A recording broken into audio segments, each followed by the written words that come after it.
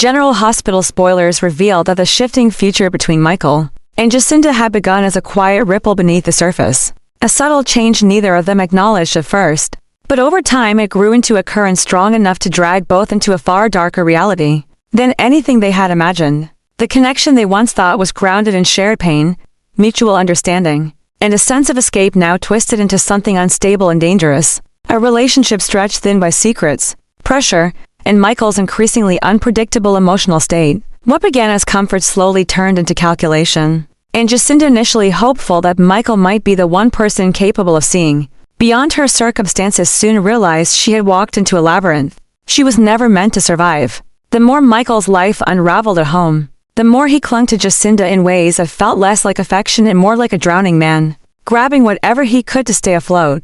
But as Willow, Drew, and the chaos of the trial continued to squeeze his world from every direction, Michael began to reassess every attachment he had, including Jacinda. He was tired of betrayal, tired of being manipulated, tired of carrying the weight of every woman he had ever loved only to lose them to death, tragedy, or danger. And somewhere within that exhaustion, a subtle but chilling shift began. Jacinda was no longer a refuge for him, but a liability. Michael did not admit it out loud even to himself, but he felt it growing silently every day. Jacinda's usefulness, her emotional support, her physical presence, her distraction was diminishing as the trial moved forward, and his priorities sharpened around self-preservation. The moment Dante questioned his truthfulness in court, the moment Jacinda's own lies cracked under pressure, Michael felt something inside him harden. He started to look at Jacinda not as a partner, but as a loose thread that could unravel everything if pulled in the wrong moment. The connection that once felt electric, intoxicating, and liberating began to suffocate him instead. She knew too much. She had witnessed too much. She had been too close to his grief, his vulnerabilities, and the raw wounds he tried to keep hidden from the world. The thought that Jacinda could one day turn those truths against him seeped slowly into Michael's mind, poisoning whatever affection remained. And so the adjustment began: the subtle, deliberate distancing, the emotional withdrawal, the coldness disguised as exhaustion. Jacinda felt it long before she understood it. She noticed how Michael no longer lingered in conversations, how his eyes drifted when she spoke, how he held her with his hands but not with his spirit. She tried to rationalize it as stress, pressure, fear about the trial, fear for Wiley, fear of losing everything again. But underneath her fragile hope, a dread blossomed. Michael was changing, not in the way trauma had changed him before, not in the way heartbreak had shaped him, but in a way that made him colder, sharper, more utilitarian. He was starting to evaluate people not by what they meant to him, but by what they offered him. And Jacinda, once the woman who brought him comfort in the dark, was now simply one more complication.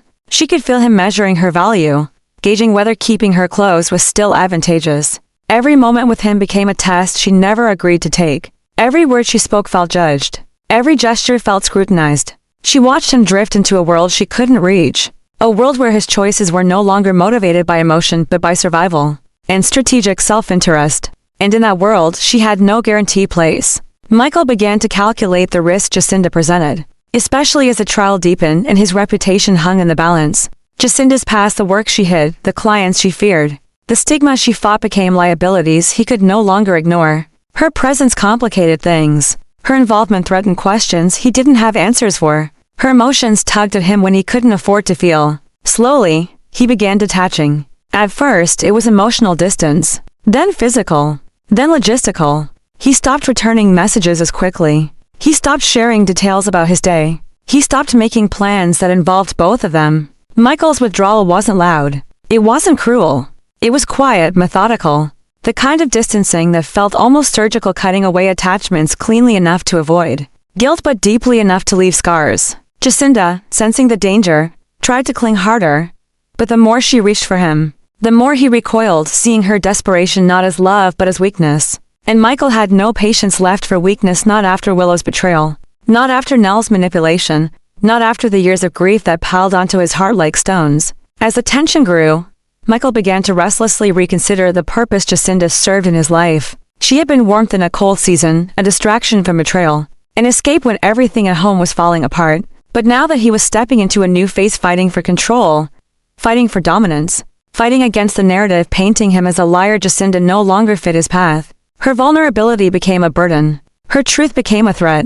Her needs became an inconvenience. And Michael, in his darkest moments, began to think of letting her go, not with compassion, not with closure, but with the ruthless determination of someone cutting off a limb to save himself. Jacinda felt the shift like a storm in her bones. She saw the way he looked at her differently, not with affection but with calculation. She felt unwanted before he ever said a word. She sensed that she was becoming a disposable chapter in Michael's long, tragic book of relationships. Her heart twisted painfully as she realized she was being pushed toward the same fate as every woman who had ever dared love him, left behind, broken, erased. Except this time, the danger wasn't from an outside force. The danger was Michael himself. His transformation frightened her. The way he moved, the way he watched, the way he guarded his thoughts. He wasn't letting her in anymore. Instead, he observed her with cold detachment, as if analyzing whether she could damage him if she remained in his orbit too long. He spoke less, revealed less, shared nothing. And in the silence between them, Jacinda felt something far worse than heartbreak. She felt expendable. Michael's mind kept circling back to the same conclusion. Jacinda was no longer useful. And if she was no longer useful, she was a liability. And liabilities in his new world could not be afforded. It wasn't hatred.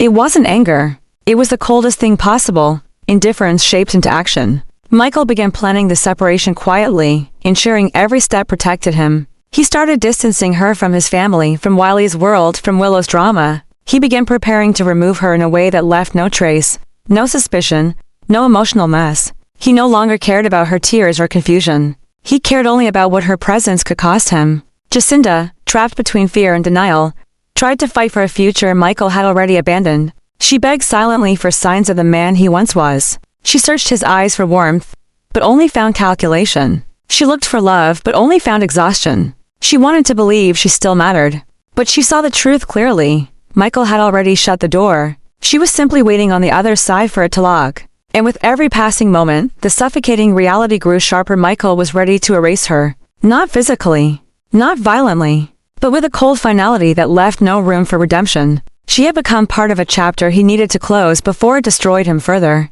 The tragedy was not that Jacinda lost Michael. It was that she lost him to a version of himself she never thought he could become, a man shaped by betrayal, hardened by loss, and sharpened by survival. A man capable of discarding love when it no longer served him. A man who saw people not as hearts but as risks. A man who, in the darkest corners of his mind, had learned that letting go was easier when he felt nothing at all. And so their future, once hopeful, tender, fragile, mutated into a slow, devastating unraveling. Where Michael's decisions grew colder, Jacinda's fear grew deeper. And the path ahead promised only one thing, no matter how tightly Jacinda held on. Michael was already letting her fall. Jacinda had never imagined that discovering she was pregnant with Michael's child would feel like stepping into the eye of a storm rather than into the warmth of a future she could hold on to. But from the moment the news sank into her bones, she sensed an invisible shift in the air around her, a tremor running through fate itself, as if the universe were warning her that nothing ahead of her would be simple, gentle, or safe. She pressed a trembling hand to her stomach and tried to picture joy, tried to imagine Michael smiling with genuine hope, tried to imagine this child becoming the redemption of her messy past. But the shadow of Michael's history clung to her like smoke, choking any spark of happiness before it could catch fire. Every woman who had ever loved Michael had paid a price, and not a small one. The graveyard of his past relationships was far too large for a man his age. Abby crushed beneath falling debris in Chicago. Sabrina murdered by a madman disguised as a prosecutor. Kiki slaughtered by a killer long before her life could flourish. Nell plummeting off a cliff in the chaos she herself unleashed. Willow betraying him and unraveling everything he thought was solid. Jacinda knew these stories not as distant rumors but as heavy truths that hovered around Michael like a curse. And now that she carried his child, she felt that curse tightening its grip around her like a shroud. The moment she told him, Michael went completely still. And that stillness frightened her more than if he had yelled, cried, or collapsed. Stillness meant he was thinking. Stillness meant old memories were resurfacing. Stillness meant calculations were beginning. She watched him swallow hard, watched emotions flash through him so quickly she could not name them. Was it fear, rage, sorrow, regret? And when he finally took a breath, something behind his eyes had unmistakably changed. His arms wrapped around her, but the embrace was hollow. His hands settled on her back but felt more like restraint than comfort. His voice tried to soften but warbled with panic buried beneath forced control. Jacinda felt it instantly. The child had not anchored Michael to her. It had shaken him loose from every illusion he had clung to about control, stability, and safety. His world had already been collapsing under the weight of the trial, Willow's lies, Drew's accusations, Dante's testimony ripping open the memories of Claudia's death. And now Jacinda's pregnancy added another unpredictable variable. Another emotional threat he might not be prepared to handle. In the days that followed, Michael's behavior changed with increasing speed. He was careful at first, choosing his words with precision, hiding himself behind gentle smiles that did not reach his eyes. But Jacinda could see the internal fracture widening each day. His trauma was resurfacing, not the visible kind, but the silent kind, the deep-rooted kind. The kind that lived in the bones and never fully healed. He had lost too many people. He had watched too many bodies be taken from him. He had held too many hands that went cold. Each memory was a ghost. And Jacinda could feel those ghosts pressing into the room every time Michael looked at her stomach. She wasn't just a woman anymore, she was a symbol, a reminder, a risk. And Michael, despite wanting to be a good man, despite trying to be stronger than his past, was beginning to drown in fear thick enough to suffocate everything he once felt for her. Jacinda tried to stabilize him with tenderness, patience, reassurance, but each attempt only made Michael withdraw further into himself. She saw pieces of him closing off like doors slammed shut in a long hallway. He stopped confiding in her. He stopped asking how she felt. He stopped planning anything beyond the next 24 hours. Slowly, quietly, he began reorganizing his world, and she could tell she was no longer part of the architecture. His lawyers called more frequently. His conversations shifted into private corners. He guarded his phone. He flinched whenever Jacinda walked into the room, not out of fear of her but out of fear of what she represented. Another woman whose life could be destroyed simply by his proximity. But the truth was far uglier. Michael wasn't only afraid of losing Jacinda. He was afraid of being tied to someone whose presence might jeopardize his already fragile reputation. A pregnant sex worker entangled in the messiest period of his life. A woman who could expose secrets that would send him spiraling into scandal. A partner whose existence might be weaponized against him in court. Michael did not say these thoughts aloud, but Jacinda saw them forming behind his eyes like gathering thunderclouds. He was evaluating her, assessing her, calculating her, and as that cold calculus sharpened inside him, Jacinda realized with growing horror that Michael was no longer seeing her as a person. He was seeing her as a liability. The fear crept into her slowly at first, then all at once. She began waking up in the night with her heart hammering in her throat, convinced that Michael was standing over her, not with harm in mind but with decisions already made. She watched him pacing, watched him clench and unclench his fists, watched him stare at walls as if trapped inside a memory he could not escape. She tried to reach for him, but every attempt ended in silence or avoidance. He had begun disappearing emotionally long before he physically left the room. Jacinda felt the shift like a blade pressed to her spine. She was no longer his partner. She was a problem he was trying to solve. And the darkest truth of all struck her with bone-deep dread. Michael might decide that removing Jacinda was easier than facing the chaos her existence would bring. Not murder. Michael was not that man, but abandonment, betrayal, emotional dismemberment so clean and swift that she would be left with nothing but the child in her womb and the wreckage of every dream she had dared to build. That, Jacinda realized, was entirely possible. She had seen how Michael treated threats. She had seen how quickly he could switch off empathy when protecting his son, his family, his pride. And now she was both sentimental attachment and potential threat. She was love and liability. She was future and danger. She was carrying his baby but standing on the edge of being erased. Michael's emotional distance hardened into something icier by the day. He asked fewer questions about the pregnancy. He didn't attend her doctor visit. He didn't notice when she cried in the shower. He didn't ask why she stopped eating as much. He didn't hold her when she trembled. He was staring down the barrel of a trial that might collapse his world. Willow's betrayal choking him like smoke. Drew's memory returning like a knife pressed to his throat. And in that chaos, Jacinda was becoming too heavy for him to carry. He began spacing himself apart, not out of cruelty, but out of a cold instinct for self-preservation. And Jacinda saw it happening with the clarity of someone watching her own downfall in slow motion. What terrified her most was the possibility that Michael wasn't simply drifting away, but positioning himself to make her disappearance easy, clean, guiltless. He was distancing her from Wiley, from the Quartermains, from the people who might question his sudden absence from her life. He began giving her money instead of affection. He began closing off his phone instead of opening up his heart. He began calling her strong instead of calling her loved. And Jacinda knew those were the words men used when preparing to walk away. Her nightmares grew darker. Sometimes she dreamed herself collapsing on the hospital floor, bleeding while Michael walked away. Sometimes she saw herself vanishing off a cliff the way Nell did. Sometimes she felt hands pushing her into a world where she existed only as a mistake he regretted. Each morning she woke with shaking hands, terrified that any day, any hour, any minute, Michael would choose someone else over her himself. As the weeks passed, the tension between them mutated into something twisted. Jacinda's pregnancy should have been hope. Instead, it became the ticking clock of her own undoing. Every time she looked at Michael, she saw a man weighing whether she was worth the cost. Every time Michael looked at Jacinda, he saw a woman who reminded him of every ghost he had ever lost. Their future no longer felt fragile, it felt cursed. And as Jacinda's stomach grew, so did the quiet, suffocating fear that she would not live to see this child grow, that she might become another tragic line in the long, bloody history of Michael Corinthos. Another life swallowed by the darkness that had followed him from boyhood to adulthood. Another woman loved briefly and lost brutally. In the final moments of clarity before everything changed, Jacinda realized something with chilling certainty. Michael might never lay a hand on her, but he could still destroy her. He could still leave her alone. He could still abandon her with a child and a broken future. He could still make choices that cost her everything. And Jacinda, hand trembling over her stomach, understood with devastating clarity that being pregnant with Michael's child might not save her. It might be the very thing that kills her. Nina had always believed that fate had exhausted every cruel twist it could possibly throw at her. That after discovering Nell was her daughter only to lose her within moments. After begging Willow to let her into her life only to be shut out again and again. After fighting for Wiley like a mother waging war against destiny itself. She had already experienced the full spectrum of maternal heartbreak. But destiny, as it had shown her before, was merciless and inventive. The rumor that Jacinda quiet, troubled, haunted Jacinda might be her biological daughter struck Nina with a force so violent.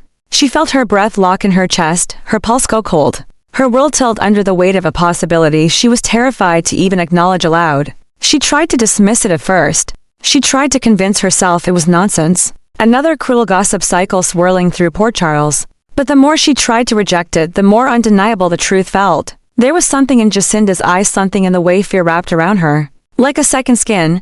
Something in the way her voice trembled at the edges of vulnerability. Something in the way she moved like a woman who had never been loved loudly enough, saved quickly enough, or protected fiercely enough that awakened instincts in Nina that she had long buried beneath anger and bitterness. Jacinda carried the same wounded softness that Willow had once hidden behind politeness. She carried the same raw fragility that Nell hid behind rage. She carried the same fractured soul Nina saw in herself every morning. And once the possibility slipped into Nina's heart, it refused to let go. Nina found herself replaying every encounter she had ever had with Jacinda, analyzing every detail, every question, every moment of eye contact, every flinch, every silence. She began piecing together timelines, tracing Jacinda's origins, asking quiet questions, checking dates, consulting memories she had ignored for years. And the more she learned, the more the puzzle pieces began to form a horrifying picture, one where Jacinda could indeed be the third child she had lost, the one stolen from her before she ever knew she was pregnant, the one who slipped into the world unclaimed, unprotected, unloved by the mother who would have moved oceans to keep her safe if she had known she existed. The thought alone wounded Nina so deeply she felt like her ribs were cracking. Under the pressure of it, she had failed Nell without knowing. She had failed Willow long before she was given a chance to be her mother. And now, was she failing Jacinda too? The more Nina considered the possibility, the more the world around her twisted into a nightmare, and at the center of that nightmare was Michael Corinthos. Because if Jacinda truly was her daughter, then the person who was currently hurting her, distancing himself from her, abandoning her when she needed support the most, was Michael. The same Michael who had stood between Nina and Wiley with an iron wall of self-righteousness. The same Michael who had encouraged Willow to freeze her out at every turn. The same Michael who judged Nina's every mistake while excusing his own. The same Michael who had been connected directly or indirectly to the downfall, trauma, or death of nearly every woman who had dared to love him. Nina felt the anger rise inside her like a vicious tidal wave. It wasn't the calculated anger she used in corporate meetings. It wasn't the reactive anger she used during fights with Carly. This was deeper, older, maternal, a kind of rage born from the realization that Michael might once again be destroying one of her children. The thought alone made her body tremble. She saw Jacinda struggling. She saw the fear in the young woman's eyes. She saw the exhaustion in her posture. She saw the way Jacinda's hands trembled whenever Michael's name came up, as if she were bracing for another emotional blow from a man she had once believed would protect her. Nina recognized that trembling. She recognized the emptiness behind Jacinda's smile. She recognized the slow collapse of a woman trying desperately to hold herself together. And every time she noticed it, her fury toward Michael grew stronger. He had done this. He was the reason Jacinda was suffering. And the more Nina watched him treat Jacinda as a burden, the more she relived her own past heartbreak. Every moment she was kept from Wiley. Every cruel word Willow threw at her before forgiveness. Every moment Carly gloated, every door slammed in her face. Michael Corinthians was a root of more of her pain than she ever admitted out loud. But now, with Jacinda possibly being her daughter, the pain transformed into something more dangerous. Not sorrow, not resentment, hatred. Michael had no idea that Nina was watching him with a level of scrutiny she had never turned on anyone before. He walked through Port Charles unaware that every misstep, every cold glance at Jacinda, every avoidance of responsibility was being recorded in Nina's mind like ammunition she could unleash at any time. And Michael only made it worse. As Jacinda's pregnancy progressed and his fear grew, he became increasingly distant, cold, dismissive. He saw Jacinda as a complication, a threat to his already chaotic life. He didn't hold her the same way. He didn't speak to her with the warmth he once did. He didn't check on her as often. He didn't reassure her. He didn't support her. And worst of all, he didn't protect her from the whispers that were beginning to swirl around her like vultures, circling a wounded animal. Nina saw it all. Nina heard the whispers. Nina watched Jacinda shrink more and more each day. And with each observation, her hatred toward Michael darkened into something primal. The town itself began to sense a shift. People watched Michael unravel under pressure, Willow pulling away from him emotionally. As guilt consumed her, Drew beginning to see Michael as an enemy. Dante questioning his integrity publicly. Nina glaring at him with silent fury. Carly suspiciously observing him from the sidelines. Michael was no longer the golden, grieving, heroic young man Port Charles had once championed. He was becoming the villain in a story he didn't realize he was writing. Every choice he made added fuel to the fire. Every cold action toward Jacinda became another log in the pyre of public judgment. Every time he turned his back on her, more people silently turned their backs on him. And Nina, watching all of this unfold, felt no sympathy for him, only vindication. But beneath her anger, beneath her determination, beneath her desire for justice, there was an ache that whispered of fear. Because if Jacinda truly was her daughter and she was suffering, and Michael was pulling away from her, then Jacinda might fall into the same fate as Nell, Sabrina, Kiki, and every other woman connected to Michael's cursed romantic history. She could die. She could disappear. She could be swallowed by tragedy before she even had a chance at happiness. And Nina could not bear the thought of losing a third child she never had the chance to love. That fear rage braided with grief. Desperation fused with vengeance was transforming Nina into something she herself could barely recognize. She began investigating Jacinda's origins with ruthless intensity. She pressed doctors for timelines. She traced hospital records. She confronted Harmony's old contacts. She cornered people Jacinda once knew. She demanded answers with a voice sharp enough to cut glass. And the more she learned half-truths, coincidences, gaps in Jacinda's childhood, inconsistencies that pointed toward stolen identities and missing paperwork,